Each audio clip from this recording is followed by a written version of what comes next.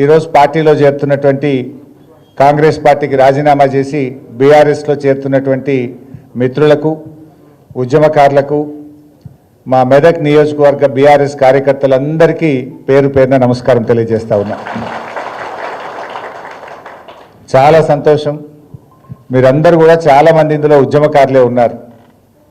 2001లో గులాబీ జెండా బట్టి పార్టీ ఆవిర్భావం నుంచి కూడా అనేక ఉద్యమాల్లో పాల్గొన్నటువంటి వారు. మన శంకరంపేట అమరవీరుల స్తూపాన్ని నిర్మాణంలో మీ చెమట చుక్కలు ఉన్నాయి. దాన్ని కేసీఆర్ గారి చేతుల మీదుగా ఆ రోజు మనం ప్రారంభం చేసుకున్నాం.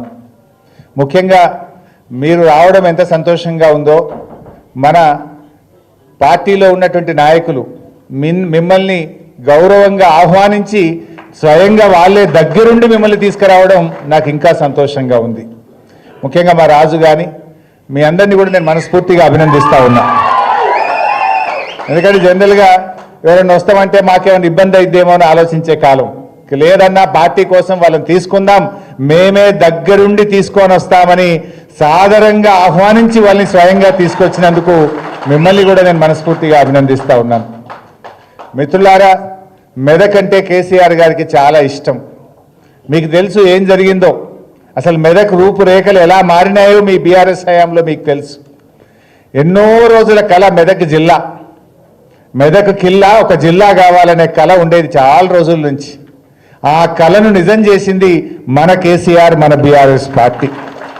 ఇందిరాగాంధీ అప్పటి నుంచి ఉండే మెదక్ జిల్లా కావాలి, పేరుకు మెదకు సంసారం అంతా సంగారెడ్డి, కానీ ఆ జిల్లాను మెదక్కిచ్చింది మన కేసీఆర్. ఇలా ఎంత అద్భుతంగా మెదక్లో మీ 4 లైన్ రోడ్లు కానీ, ఆ డివైడర్ కానీ, ఆ ఫుట్పాత్ కానీ, అసలు మెదక్ రూపురేఖలు ఎంత అద్భుతంగా మారినాయి. ఒకప్పుడు సిద్దిపేట అంటే పందులు, మెదక్ అంటే గాడిదలు అనే నానుడు ఉండేది మన జిల్లాలో. కానీ ఇలా సిద్దిపేటలో పందులు మాయమైపోయినాయి, మెదక్లో గాడిదలు తక్కువైపోయి అద్భుతమైన రోడ్లు తయారైపోయినాయి. ఎట్లా మారిందో మీకు తెలుసు మెదక్. ఆ రకంగా ఇలా మెదక్లో రామాయణపేట రెవెన్యూ డివిజన్ కావాలనే కోరుకుంటే ఇలా రామాయణపేట రెవెన్యూ డివిజన్ ఇచ్చిండ్రు మన కేసీఆర్.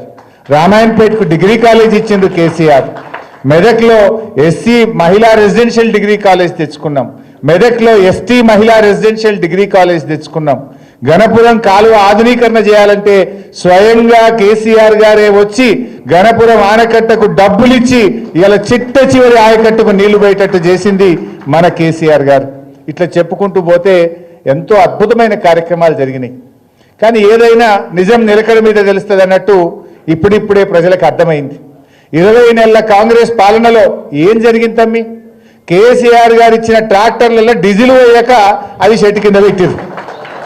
ఇలా వారంకు 10 రోజులకు కూడా ఊర్లలో ట్రాక్టర్ నడుస్తుందా? బంద్ అయిపోయినాయి చాలా ఊర్లలో. చెత్త సేకరణ బంద్ అయింది. ఏ ఊర్లనైనా పోయి చూడండి, 150 బుగ్గలుంటే 60 కాలిపోయినాయి, సగం కాలిపోయినాయి. బుగ్గలేసేటోడు దిక్కులేడు, బుగ్గలేసే పరిస్థితి లేదు, పైప్ బలిగితే అతికేటోడు లేడు, ట్రాక్టర్లో డీజిల్ పోసి చెత్తేరే పరిస్థితి కూడా లేనటువంటి పరిస్థితి ఏర్పడ్డది. అసలు ఎక్కడ కూడా మొత్తం కూడా పరిపాలన కుంటుపడిపోయింది. ఇలా ప్రజలు చాలా ఇబ్బందుల్లో ఉన్నారు. ఇలా వ్యాపారాలన్నీ తగ్గిపోయినటువంటి పరిస్థితి ఉన్నది. సో ఇవన్నీ కూడా మీకు కూడా అర్థమైన, నేను ఎక్కువ డీటెయిల్స్కి పోను. ఇవాళ ఓట్లకు రైతు బంద్ వేస్తుండ్రు, అప్పుడు పార్లమెంట్ ముంగటేసిండ్రు, ఇప్పుడు పంచాయతీ ఎలక్షన్లు వచ్చినాయని రైతు బంద్ వేస్తుండ్రు. అడిమిట్లో 2 ఎగ్గొట్టిండ్రు. కేసీఆర్ ఏమో కరోనా ఉన్నా కష్టం ఉన్నా ఎమ్మెల్యేలకు మంత్రుల జీతాలు బంద్ పెట్టిండు, రైతు బంధు మాత్రం సకాలంలో ఇచ్చిండు మన కేసీఆర్.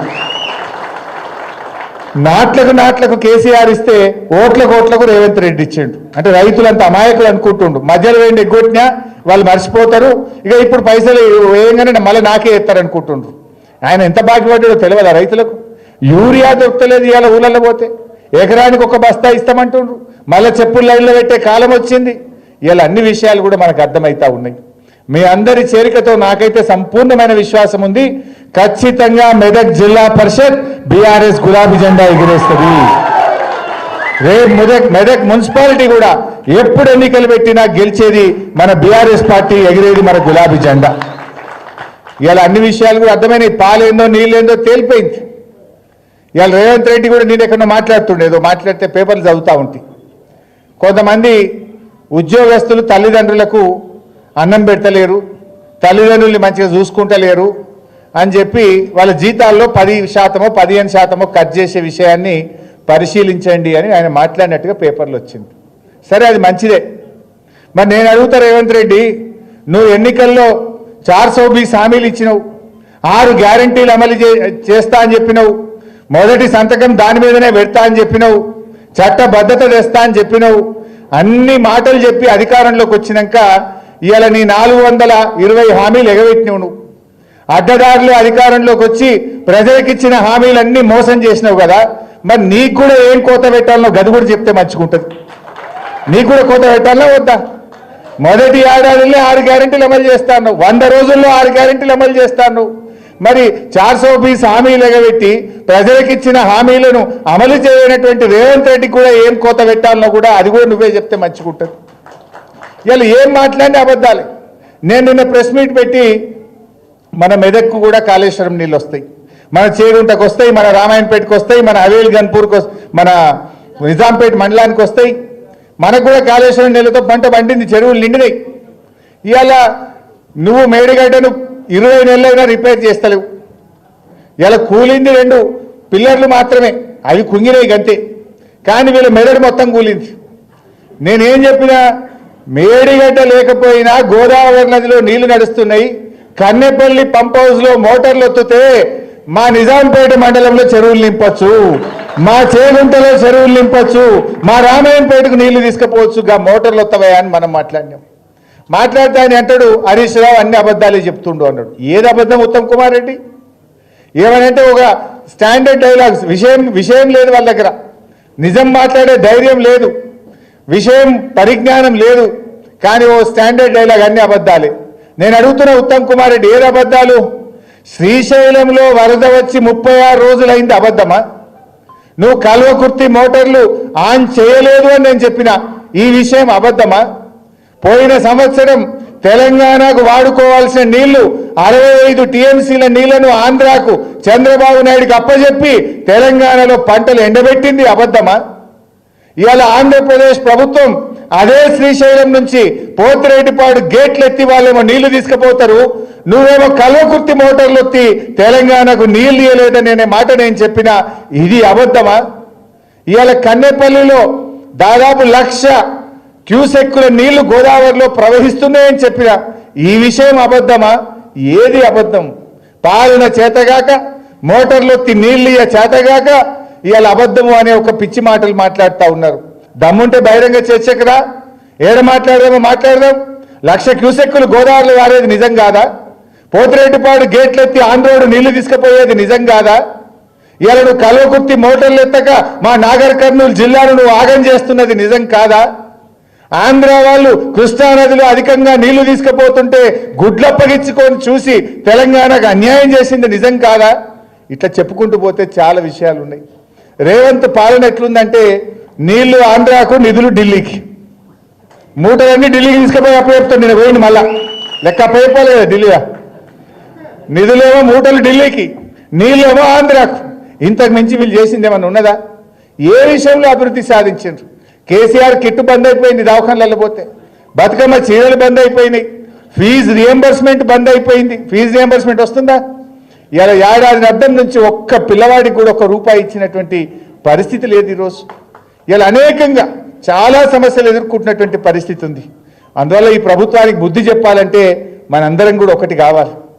మనకు ఎప్పుడు ఎలక్షన్లు ఎప్పుడు జరిగినా ఇలా ప్రజలే చెప్తున్నారు, మనం కాదు. రోడ్డు మీద పోయి ఆటో వాడిని అడిగినా, ట్యాక్సీ వాడిని అడిగినా, ఉపాధి హామీ కూలీని అడిగినా, ఎవరిని మాట్లాడించినా మళ్ళా సార్ రావాలి, కేసీఆర్ రావాలి, బీఆర్ఎస్ గెలవాలనేటువంటి మాట ఈరోజు మాట్లాడుతూ ఉన్నారు. కానీ మనం కూడా గట్టిగా పనిచేద్దాం. ముందు ఈ లోకల్ బాడీస్లో అందరం కలిసి మన మెదక్ జిల్లా పరిషత్ను గెలిపించడం కోసం కలిసిమెలిసి అందరం పనిచేద్దాం. డెఫినెట్గా నాకు నమ్మకం ఉన్నది, మన మెదక్ జిల్లాలో, ఉమ్మడి మెదక్ జిల్లాలో 3 జిల్లా పరిషత్లు మనం గెలిచి తీరుతాం ఖచ్చితంగా. కానీ మనం కష్టపడి పనిచేద్దాం. తమ్ముళ్ళు కూడా ఈరోజు సాధారణంగా మీరు ఆహ్వానించిండ్రు, మిగతా వాళ్ళను మీరు ఇంకా అందరు కలిసి పనిచేయండి. ఇంకా కొంతమంది కూడా మాట్లాడింది నాకు ఇవాళ, అన్న మేము కూడా వస్తామంటారు. అరే వీళ్ళు ఇవాళ వచ్చేస్తారు అన్న, మేము కూడా చెప్తే వస్తాం కదా అని నాకు నిన్న రాత్రి కొందరు ఫోన్ చేసిండ్రు. మేము కూడా వస్తాం, అలా మాకు ఒక డేట్ ఇవ్వండి అంటున్నారు. నాకు తెలిసి బాగా కాంగ్రెస్ కాలిపోతారు, ఎవరు ఉండడు, ఇక అది ఎవరు ఉండడు. అందరికి అర్థమైపోయింది, ఏది లేదా బీ తెలియదా. సో ఆ పరిస్థితి ఉన్నది. కానీ మనం కూడా మంచిగా కలిసి పనిచేద్దాం. డెఫినెట్గా ప్రతి కార్యకర్తను కూడా కాపాడుకునే బాధ్యత నాది. ముఖ్యంగా మెదక్ నియోజకవర్గం కేసీఆర్ గారికి బీఆర్ఎస్ పార్టీకి ఉద్యమ కాలం నుంచి అండగా ఉన్నటువంటి నియోజకవర్గం మెదక్ నియోజకవర్గం. కేసీఆర్ గారికి కూడా ఎంతో మెదక్ అంటే చాలా ఇష్టమైనటువంటిది, సొంత జిల్లా వారిది. తప్పకుండా మెదక్కు అన్ని రకాలుగా మళ్ళీ అండగా ఉంటుంది మన బీఆర్ఎస్ ప్రభుత్వం. నేను కూడా అండగా ఉంటాను. మీరందరినీ కూడా కాపాడుకునే బాధ్యత నాది. కలిసిమెలిసి పనిచేద్దాం. అన్ని జిల్లా పరిషత్లు, అన్ని ఎంపీటీసీలను మనం గెలుచుకునే విధంగా అందరం మంచిగా టీం వర్క్ చేసి మనం మళ్ళీ మెదక్ నియోజకవర్గం మీద గులాబీ జెండా ఎగిరేసేదాకా కూడా అందరం కలిసిమెలిసి పనిచేద్దాం. నాకు ఒక బాధ ఉండే, మన మెదక్ పార్లమెంట్లో 6 గెలిచినాం, ఒక్కటి మిస్ అయింది మెదక్. ఈ ఒక్కటి పోయిందని నాలో కూడా చాలా బాధ ఉండే. పోవడంలో కొంత పాత్ర వహించిన తమ్ముళ్ళు నిజం తెలుసుకొని దారి తప్పినమని తెలుసుకొని, లేదన్నా బీఆర్ఎస్ఏ మెదక్కు శ్రీరామ రక్ష, తెలంగాణ ప్రజలకు కేసీఆర్ఏ శ్రీరామ రక్ష అని చెప్పి ఇవాళ ఎంతో మంచి మనసుతో నమ్మకంతో మీరు వచ్చారు. చాలా చాలా సంతోషం. మీ ప్రేమను, మీ గౌరవాన్ని కాపాడుతా. మీరు ఉద్యమకారులు, మొదటి నుంచి నాకు అత్యంత ఆత్మీయులు. తప్పకుండా మీ ప్రేమను కాపాడుకొని మీ భవిష్యత్తు కూడా కాపాడుకునే బాధ్యత నేను తీసుకుంటాను.